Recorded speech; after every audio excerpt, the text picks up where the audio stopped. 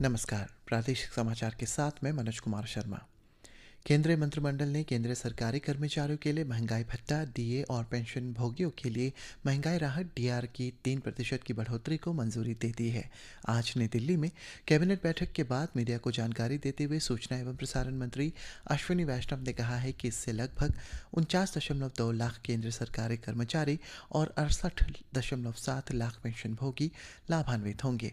उन्होंने कहा है कि ये साल के 1 जुलाई से लागू होंगे। आर्थिक मामलों की केंद्रीय मंत्रिमंडल समिति ने अन्य महत्वपूर्ण निर्णयों में देश भर में 57 नए केंद्रीय विद्यालयों खोलने को मंजूरी दी शामिल है और जिस पर 5,862 करोड़ रुपए से अधिक खर्च होंगे।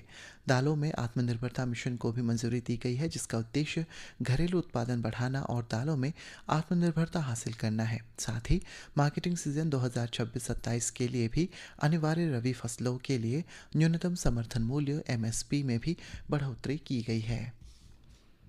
प्रधानमंत्री नरेंद्र मोदी ने आज नई दिल्ली में राष्ट्रीय स्वयंसेवक संघ आरएसएस के शताब्दी समारोह में शामिल हुए।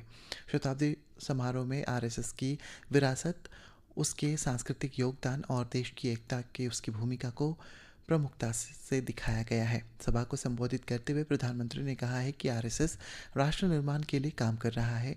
उन्होंने कहा है कि 100 साल पहले इस शुभ दिन पर आरएसएस की संस्था के रूप में एक स्थापना महज एक संयोग नहीं थी, बल्कि ये हजारों सालों से चली आ रही एक परंपरा का पुनरुद्धार था।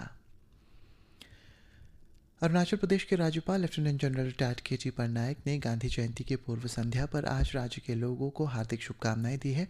उन्होंने आशा व्यक्त की है कि यह दिन सभी को महात्मा गांधी के शांति और मानवता के सार्वभौमिक संदेश की प्रासंगिकता की याद दिलाए। अपने संदेश में राज्यपाल ने कहा है कि गांधी जी ने सत्य, अहिंसा और शांतिपूर्ण प्रतिरोध की शक्ति से भारत की स्वतंत्रता की लड़ाई का नेतृत्व किया, जिससे दुनिया भर में न्याय के लिए आंदोलन को प्रेरणा मिली। राज्यपाल ने कामना की है कि यह गांधी जयंती सभी को अपने दैनिक जीवन में शांति, सत्य और करुणा के मार्ग पर चलने के लिए प्रेरित करता रहेगा। राज्य स्तरीय युवा नेतृत्व विकास कार्यक्रम के तहत मुख्यमंत्री पेमा खांडू ने आज ईटानगर के वीकेबी चिंपू में जय ही विजय 2025 के 8वें संस्करण के समापन समारोह में भाग लिया। सोशल मीडिया पर एक पोस्ट में उन्होंने कहा है कि विजय ही विजय का मतलब है अंधकार पर प्रकाश की, झूठ पर सत्य की और फूट पर एकता की जीत। उन्होंने राज्य के युवाओं से उद्देश्यपूर्ण नेतृत्व करने और राज्य निर्माण के लिए खुद को समर्पित करने का आग्रह किया।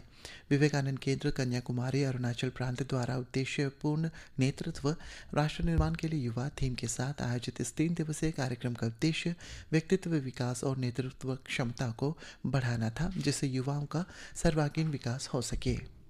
राज्य के गृह मंत्री मामा नातुंग ने आज ईटानगर में ईटानगर ट्रैफिक वार्डन ITW के साथ एक इंटरैक्टिव मीटिंग में भाग लिया, जिसमें गृह मंत्री के सलाहकार मुचु मिथी भी उपस्थित रहे।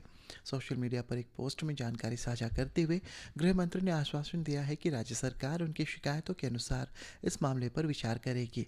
साथ ही उन्होंने ट्रैफिक वार्डन से धरने को समाप्त करने और आज से ही अपनी ड्यूटी फिर से शुरू करने का आग्रह किया। ITW ने अरुणाचल प्रदेश होमगार्ड कैडर में तत्काल शामिल किए जाने की मांग को लेकर गत 24 सितंबर को आईजी पार्क में धरना प्रदर्शन शुरू किया था। कल गवर्नमेंट हायर सेकेंडरी स्कूल आनिनी में शिक्षा साथी दिव्यांग पहल का 3रा सत्र आयोजित किया गया। इस अवसर पर रिसोर्स पर्सन के रूप में जाने माने उद्यमी और पेशेवर करियर काउंसलर डॉक्टर सामियुल हजारिका ने छात्रों को शैक्षणिक और करियर अवसरों के बारे में विस्तृत जानकारी दी और सही निर्णय लेने तथा कौशल विकास से महत्व पर जोर दिया। ईटानगर मौसम विभाग ने आज राज्य के 13 जिलों वेस्ट कामेंग, कुरुंग, क्रादादी, कमले, lower Subansiri, Papum Pare, east Siang, waste Siang, Dibang valley, Anjaw, Changlang, Tirap और लोंगडिंग के लिए अगले 24 घंटों में गरज के साथ बिजली गिरने और बहुत तेज बारिश का येलो अलर्ट जारी किया है। और आईसीसी महिला क्रिकेट विश्व कप में आज ऑस्ट्रेलिया का सामना न्यूजीलैंड से इंदौर के हॉलकर स्टेडियम में हो रहा है। ऑस्ट्रेलिया टीम ने 226 रन बनाए हैं। अंतिम समाचार मिलने तक न्यूजीलैंड की टीम बल्लेबाजी करते हुए 14वें ओवर में 54 रन बनाकर 2 विकेट से अपनी पारी खेल रही है।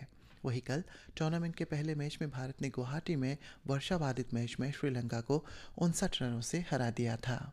इसी के साथ ये समाचार बुलेटिन समाप्त हुआ। नमस्कार।